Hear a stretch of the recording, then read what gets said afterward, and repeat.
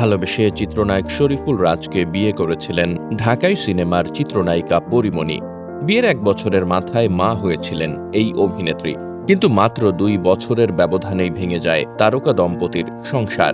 এরপর থেকেই পরিস্থিতি এমন হয়েছে, রাজ নামটি শুনলেও যেন বিরক্ত হন পরীমণি। তবে সম্প্রতি ঈদ পরবর্তী এক অনুষ্ঠানে ঘটনা ভিন্ন। রাজের সঙ্গে ধারণ করা পুরনো একটি ভিডিও দেখে কাঁদলেন এই চিত্রনায়িকা।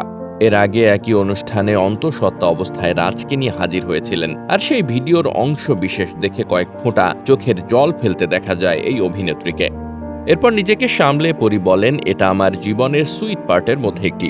হাতে গোনা জীবনের ৩টি পার্টের কথা যদি বলা হয়, তার মধ্যে এই জার্নি একটি। সত্যি বলতে ওই সময়গুলো আমার রূপকথার মতো কেটেছে। ওই মানুষটা আমার কাছে ফেরেশতা সমান। এখনকার মানুষটির সঙ্গে মেলালে হবে না কিন্তু, কারণ ওই মানুষটা বর্তমানে আলাদা। এত সুন্দর সম্পর্ক কেন এমন হলো?